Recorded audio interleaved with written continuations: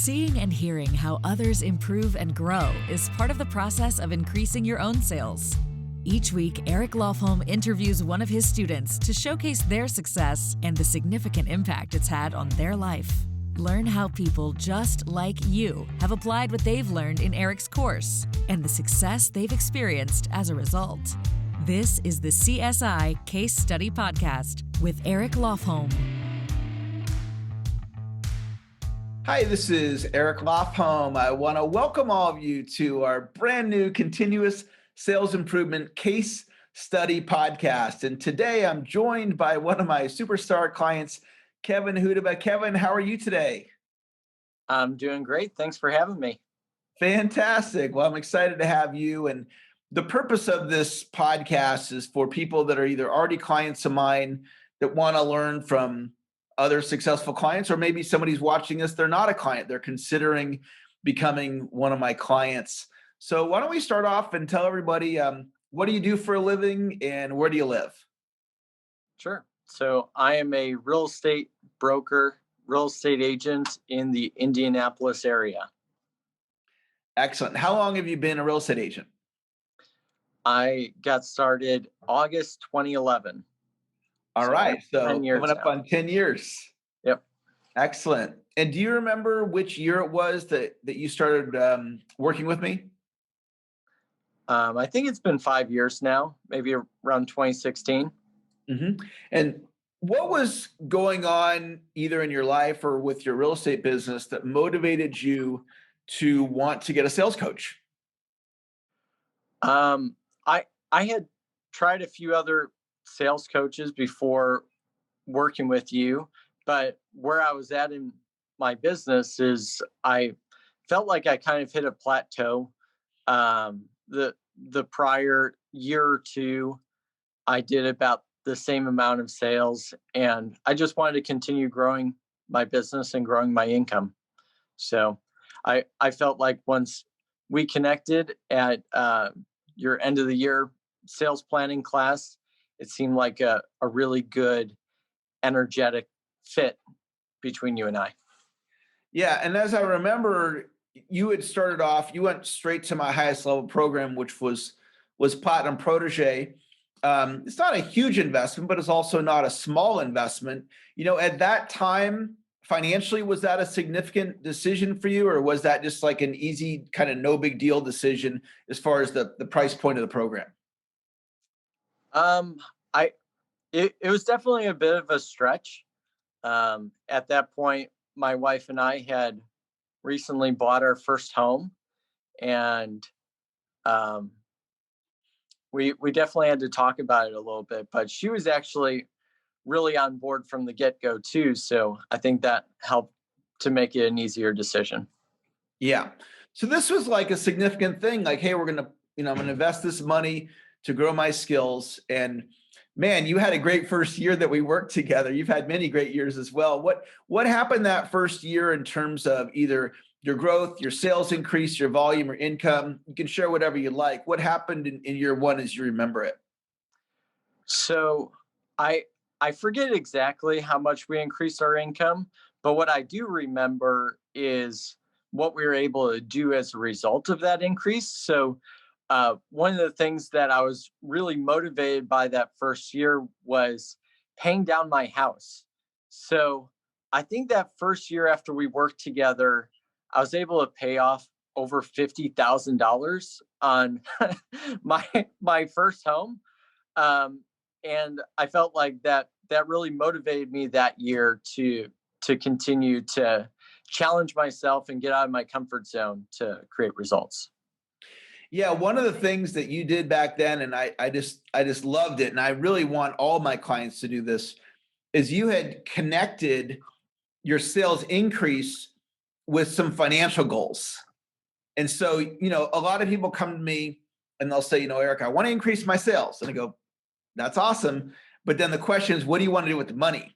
And in your case, you wanted to accelerate paying down your mortgage, and you were really motivated to do that. So you got both the increase in income, and then over here on the wealth side, you increase it by paying down your mortgage, which I think is a really smart thing to do. And I really advise all my clients to think like that. So you had a great first year. And, you and I have coached together for many years. You're a lifetime member of the Platinum Protege program. I know last year, 2020, was that your best financial year ever? I think so. Yeah. And what happened last year? What were some of the milestones that you hit that you're really happy about? So last year, honestly, we made a really big shift in our lead generation and our team building. And I would say it was probably my strongest team building year of my career. So I before that, I was just taking on agents that were already in my office that were maybe newer agents or underperforming, and I just gave them leads. And last year, I shifted that to putting job ads on Indeed and hiring people that were already successful in other industries, other businesses, and having them get their real estate license and join me. And I just felt like immediately the quality of people that were joining my team raised significantly, which really freed me up to just focus on leadership and growing the team, uh, rather than only focusing on just bringing in more leads. Yeah, excellent. And what was your team when you and I met, and what's your team currently? So I was the I was the team.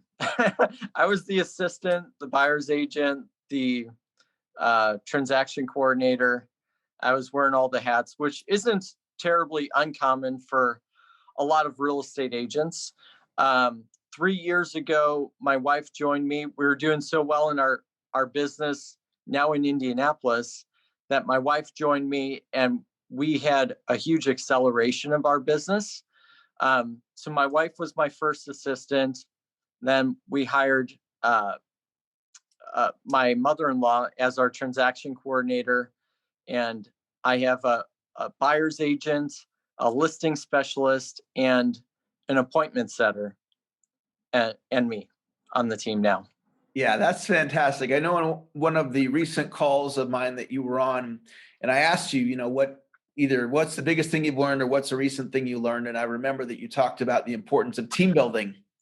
And I know some people watching this, they're in a space where they want to grow team. And it's very inspiring to hear that you've been able to successfully do that. And I know that you also, you are very passionate about real estate investing. And since when you and I met to now, can you share some of the things as your sales skills have increased and you're, making more money as a real estate agent? How is that helping you with your real estate investing goals? So I actually originally got into real estate because I wanted to invest in real estate.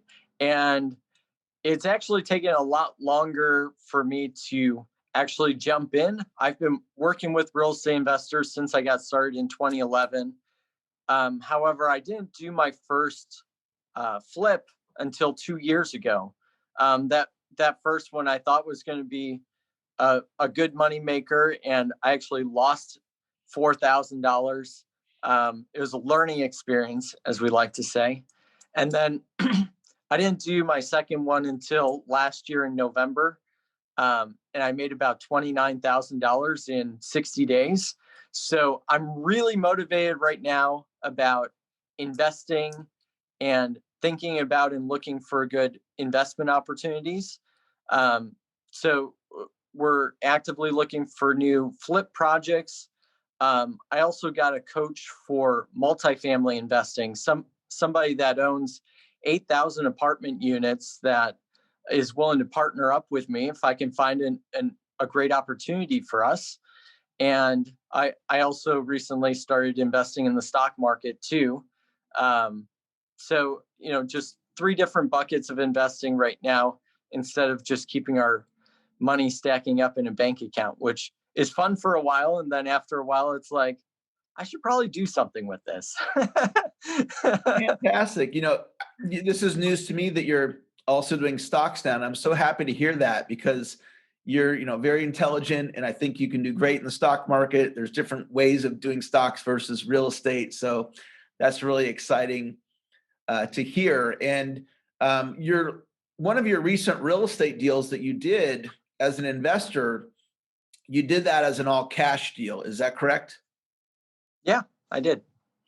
And guys, for those of you watching us, I mean, that's just like mind blowing, right? Kevin, remind me of, you're 33 or 34?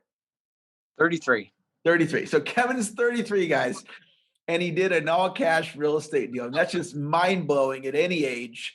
Almost all real estate is done with mortgages, right? And so Kevin's increased his income through sales. And one of the things, as you and I have done coaching calls, we've talked about how, you use the sales skills for attracting real estate investors. You have this large Facebook group. You have your networking that's going on. You use sales skills in your recruiting and hiring of other agents or other team members. And then you're taking all that and building long-term wealth for you and your family.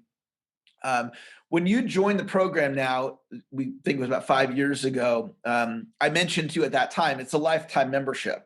And so as you've been a client for all these years, have you found that the training that I promised, that it's consistently delivered on, and anytime you need it, that you are able to access the live trainings when you're looking for that? Absolutely. I think one of the things I'd mention is that, I'm overall a pretty positive person. And that really helps me in my business in staying motivated, self-motivated.